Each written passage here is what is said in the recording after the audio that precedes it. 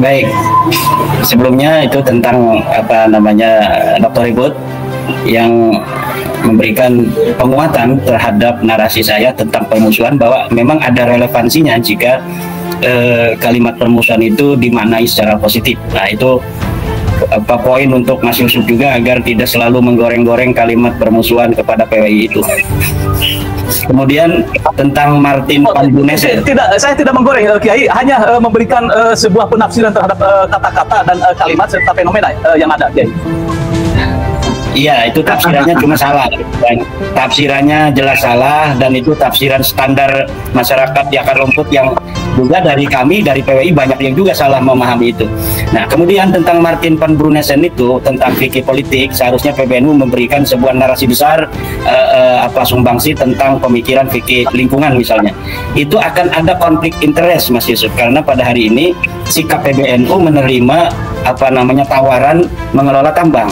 Bagaimana jika misalnya LBM membahas tentang fikih lingkungan, tentang dampak negatif daripada tambang, menggunakan kaidah darul mafasid muqaddamun ala jalbil masalih, tetapi dalam saat yang sama kemudian ada narasi narasi itu diinterupsi atau dianomali oleh sikap PBNU yang menerima usulan tambang. Itu tentang tambang itu. Kemudian tentang Mas Yusuf mengatakan bahwa selain ada dampak positifnya, penelitian ilmiah saya ada yang mengatakan membawa perpecahan. Saya kira dalam sebuah dalam sejarah lah, kita katakan dalam sejarah dari zaman dulu, setiap kebenaran yang baru yang di dalam kebenaran itu mengandung variabel mengancam status quo, dari apakah dari objek kebenaran itu sendiri atau dari hal-hal yang terkait dengan objek itu, maka tentu akan ada pro dan kontra. Nabi Muhammad sendiri ketika membawa kebenaran Islam ini membawa perpecahan antara Bani Quraisy sendiri, bahkan di kalangan Bani Hasyim sendiri terpecah belah. Ada yang menerima proposisi dan pengakuan daripada Nabi Muhammad sebagai nabi, ada yang menolak. Bahkan paman-pamannya banyak yang menolak sejak awal. Bahkan ketika perang Badar itu, Abbas itu dengan Abi Thalib belum bersama Nabi. Bahkan Abbas bin Abdul Muthalib itu perang di barisan yang diametral dengan baginda Nabi Muhammad SAW, termasuk beberapa sepupunya seperti Ja'far dan lain sebagainya itu masih bersama orang-orang kafir. Nah, jadi saya kira kebenaran itu tidak misalnya ketika datang suatu itu bisa disebut kebenaran harus diterima oleh seluruh orang sehingga itu mencari sebuah ciri khusus dari kebenaran. Tidak demikian.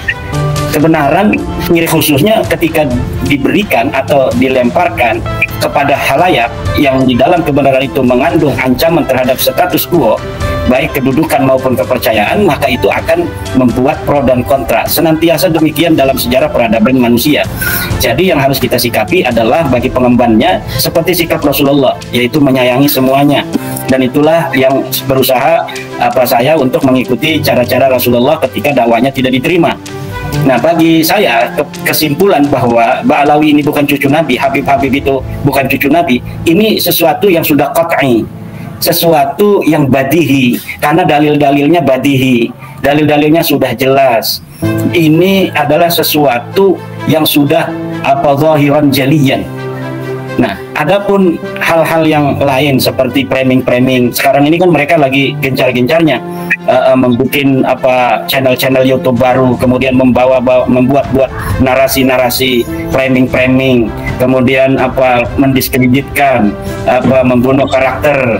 Saya itu di channel-channel mereka itu sudah tidak ada nilainya, artinya itu laka ajine kalau kata orang Banten itu. Tetapi itu tidak akan membuat saya itu kemudian mengendurkan semangat untuk memberikan pencerahan terhadap masyarakat.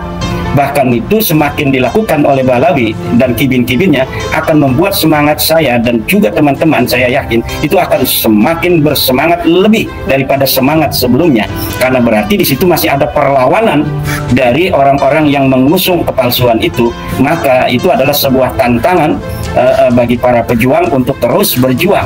Nah, coba perhatikan oleh Mas Yusuf sekarang ini, apakah ada narasi-narasi bantahan yang ilmiah? Tidak ada, sudah tidak ada lagi narasi-narasi bantahan ilmiah dari Ba'alawi dan pendukungnya. Yang ada hanya pengambilan video kesalahan-kesalahan sedikit dari saya atau dari Kiai Ubed, dari Kiai Nur Ihya, dari yang lainnya, para pembela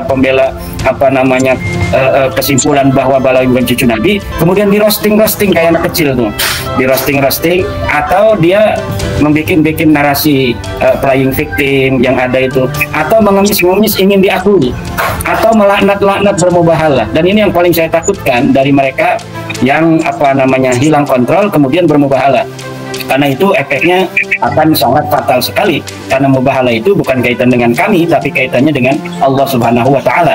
Siapa orang yang berani bersumpah atas sesuatu yang dia tidak tahu, misalnya sumpah saya demi Allah bahwa Balawi cucu Nabi, padahal dia tidak tahu, dia tidak pernah membaca, dia tidak pernah meneliti, dia tidak pernah melihat jurnal-jurnal tentang DNA bahwa Balawi itu G, bahwa Bani Hashim itu J1.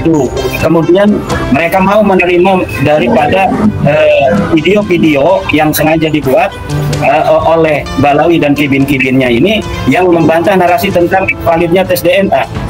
Kalau mereka betul-betul bahwa tes DNA itu tidak valid, maka tentu mereka akan mendatangkan seorang ahli DNA yang akan melawat narasi Dr. Sugeng, dan itu tidak akan mungkin mereka lakukan, dan tidak akan ada dokter yang bergerak di bidang DNA yang berani mengatakan berbeda dengan Dr. Sugeng. Tidak bakal ada itu.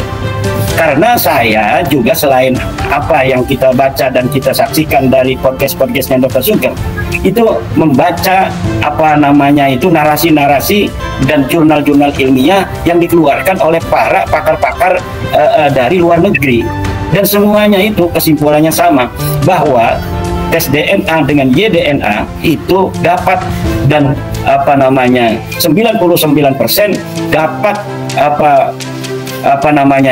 menelusuri nasab yang jauh, dan tidak mungkin seorang kakek dari 5.000 tahun yang silam berbeda haplogrup dengan orang-orang yang ada hari ini dari YDNA.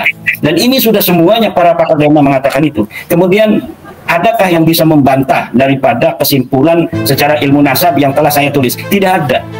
Semua yang mereka narasikan tentang ada kitab ini, kemudian saya bongkar kepalsuannya. Mereka tidak bisa jawab lagi setelah saya bongkar kepalsuannya. Rumel Abbas yang di dalam sebuah diskusi di Rabita Alawiyah yang menampilkan beberapa manuskrip palsu itu, kemudian saya bikin sebuah buku khusus beberapa lembar tentang manuskrip palsu Balawi versi Rumel Abbas. Rumel Abbas tidak pernah membantah sama sekali. Itu menunjukkan bahwa memang semuanya itu telah terbukti, dalil-dalil yang mereka suguhkan semuanya palsu. Siapa yang dapat membantah saya bahwa seorang Faqih Muqaddam tidak pernah ada di 653 Hijriah? Tidak ada. Karena memang Faqih Muqaddam tidak pernah ada. Siapa yang dapat membantah saya bahwa Muhammad Shahih Mirbat tidak pernah ada di Mirbat pada 560 Hijriah? Tidak ada, karena memang Muhammad Shahih Mirbat tidak pernah ada di Mirbat. Semua dalil-dalil Balawi itu tentang nasab dan sejarahnya semuanya hanya ada di abad 9 ketika diciptakan oleh Abu Bakar As-Sakran, Ali bin Abu Bakar As-Sakran. Sebelumnya tidak ada, dan sampai saat ini tidak ada yang bisa bantah. Tentang ilmu nasab tidak ada yang bisa bantah, tentang DNA tidak ada yang bisa bantah, tentang ilmu sejarah tidak ada yang bisa bantah. Lalu harus berdasar apa masyarakat itu disuruh mempercayai mereka sebagai turun Nabi? Nah, yang ada itu hari ini, Mas Yusuf, usaha mereka adalah mendatangi kiai-kiai yang tertengarai masih menjadi muhibin, atau mereka yang belum terdengar mendukung kajian ilmiah bahwa Balawi bukan cucu Nabi. Kemudian mereka datang ke rumahnya, di belakangnya santrinya atau anak buahnya suruh megang kamera memvideokan. Nah, dengan harapan kiai yang didatang ini cium tangan ke Balawi itu. Nah, kalau sampai cium tangan, nanti kameranya, videonya akan dibagikan. Kiai pondok pesantren anu masih mencintai habaib, masih tunduk kepada habaib walaupun kiai sepuh dan habaibnya masih muda. Ini yang mereka lakukan. Video Gus Kausar beberapa tahun yang lalu yang nunduk-nunduk itu pada Habib, sekarang diputar-putar terus saja. Padahal video Gus Kausar itu video sudah lama. Ketika ada seorang Habib, Gus Kausar kayak hamba sahaya itu tuh, yang kita melihatnya juga agak kasihan lah, agak miris. Itu sekarang diputar-putar lagi video Gus Kausar ketika bertemu dengan seorang Habib, dia nunduk-nunduk kayak hamba sahaya itu. Nah, padahal itu sudah lama videonya.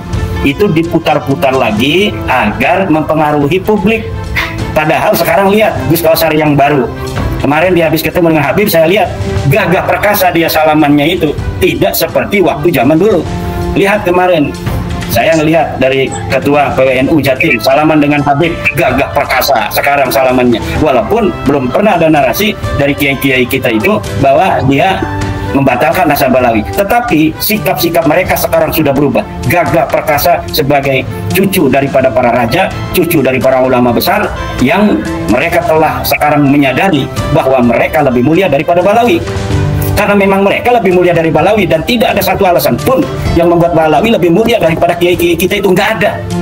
Apa yang membuat Balawi lebih mulia dari kiai kita? Tidak ada satu alasan dan satu variabel pun yang membuat Balawi itu bisa dianggap secara ilmiah lebih mulia dari kiai kita. Tidak ada. Dari amalnya, dari akhlaknya, dari ilmunya, dari keturunannya, tidak ada. Bahkan dari kekayaannya juga.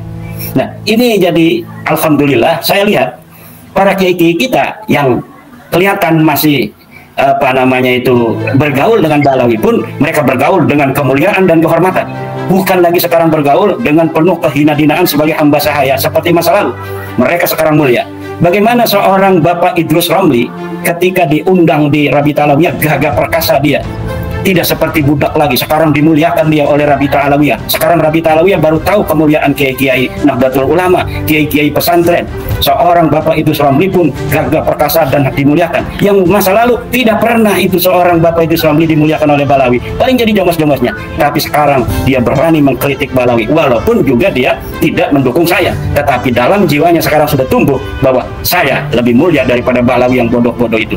Nah, itu yang terjadi, alhamdulillah. Jadi hari ini bukan hanya orang yang gabung PWI, orang yang berani menarasikan Balawi putus, yang tidak pun, yang belum pernah kita dengar narasi mereka, sudah tercerahkan. Minimal dalam jiwa mereka telah memiliki sebuah nilai bahwa memang Balawi tidak pantas dimuliakan. Demikian Mas Yusuf closing statement saya, dan mudah-mudahan untuk masa-masa depan kita tidak akan lagi melihat para Balawi merasa lebih tinggi dari para ulama-ulama kita, dan tidak ada lagi narasi bahwa mereka mengaku-ngaku sebagai keturunan Nabi besar Muhammad Shallallahu Alaihi Wasallam. Dan mudah-mudahan kita memberikan pencerahan kepada kita seperti yang selama ini beliau lakukan.